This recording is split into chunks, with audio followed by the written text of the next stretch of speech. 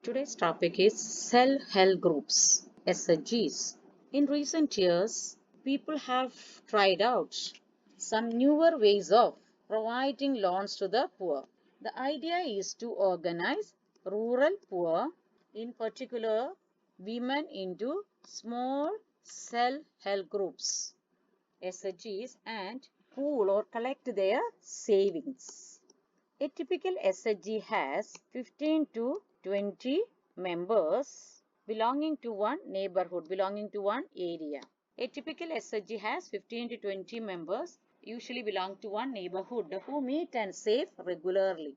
Meet and save regularly, and the saving per member varies from rupees 25 to 100 rupees or more, depending on the ability of the people to save. Members can take small loans from the group itself to meet their needs.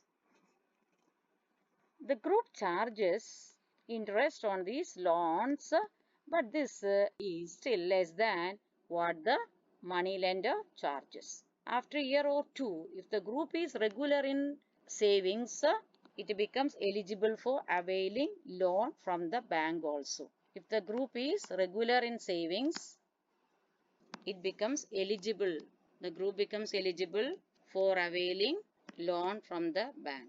Loan is sanctioned in the name of the group and is meant to create self-employment opportunities for the members.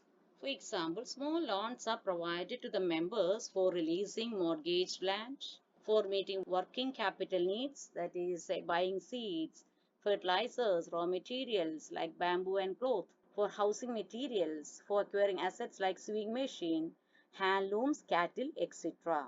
And most of the important decisions regarding the savings and loan activities are taken by group members. The group decides as regards the loans to be granted, the purpose, amount, interest to be charged, repayment schedule, etc. It's a group which is responsible for the repayment of the loan. Any case of non-repayment of loan by any one member is followed up seriously by other members in the group. Because of this feature, banks are willing to lend to the poor women when organized in SHGs, even though they have no collateral as such. Which feature banks are willing to lend to the poor women when organized in SHGs? The follow-up action. Because of the follow-up seriously done by the members in the group. Because of this, banks are willing to lend to the poor women when organized in SHGs, even though they have no collateral. They can get timely loans for a variety of purposes and at a reasonable rate of interest, cheap interest rate or reasonable interest rate than the money lenders. Moreover, SHGs are the building blocks of the organization of the rural poor. Not only it helps women to become financially self-reliant.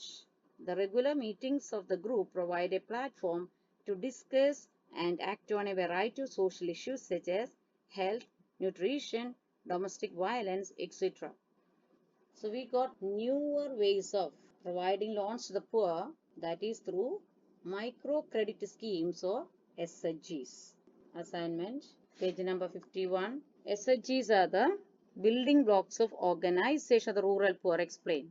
SHGs are the building blocks of organization of the rural poor. 5 marks question. Explain the value points. Already we have written in points. Okay. Explain the procedure or how is it formed. What are the conditions and norms of the SHGs. What is an SHG? Explain briefly. Like that, questions are there. Now, we are getting question number 6 in your textbook, page number 52. The question is very simple. What is the basic idea behind the SHGs for the poor? What is the basic idea behind the SHGs for the poor? So, this also same answer. No need of writing further. More or less combining all these value points according to the statement of the question, you can write the answer.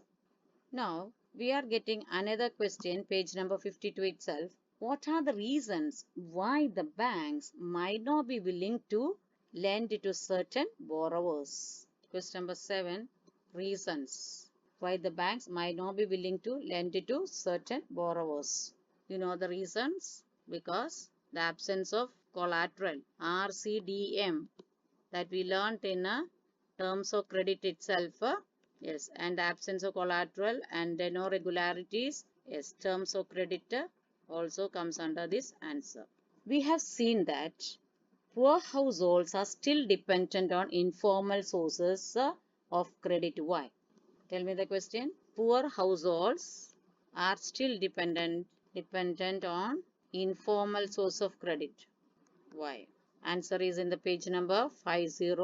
First point is that banks are not present everywhere in rural India. Banks are not present everywhere, especially in rural areas. The second point is that even when they are present, getting a loan from a bank is much more difficult than taking a loan from informal sources. Getting a loan from a bank is a difficult process than informal sources. We know the procedure followed by maker or any one person to take a house loan. RCDM. What are they? Rate of interest, collateral, the documentation papers, and the mode of repayment, isn't it? So bank loans require proper documents and collateral. Absence of collateral is one of the major reasons. So RCDM is very important. Absence of collateral is one of the important reasons which prevents the poor from getting bank loans. Informal lenders such as in money lenders know the borrowers personally, hence they are often willing to give a loan without collateral. Money lenders are ready to pay loans without collateral. The borrowers can approach the money lenders even without repaying the earlier loans. However, the money lenders charge high rates of interest, keep no records of the transactions, and harass the poor borrowers. In this situation, a newer ways of providing loans to the poor had been formed in the rural areas. Idea is to organize rural poor, especially women, into small self-help groups, and poor collect their savings according to their ability of the people to save. Okay, so very important topic it is. What is SHG? Explain briefly. And why banks are not ready to give loans to the poor and needy, especially rural India. Like that, a very important area. Lot of questions are coming. Now, everyone has to read the page number 52. One box is given regarding the Grameen Bank of Bangladesh.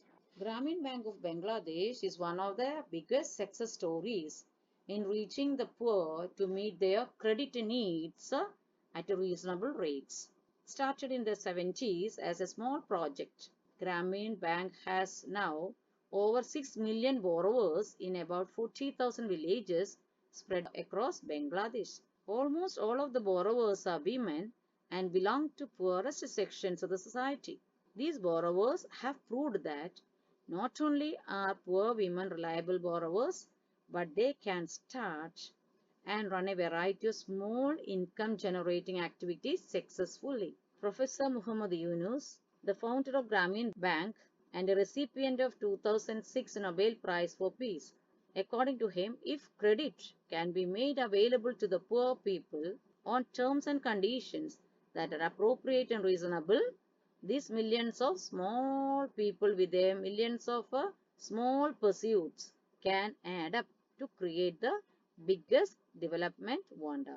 It's a empirical studies given over here, and that's why the role of credit, analyze the role of credit, the positive role at the cheap rates of interest.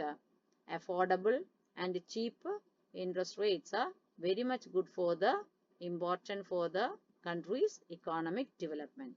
Okay, thank you. Take care.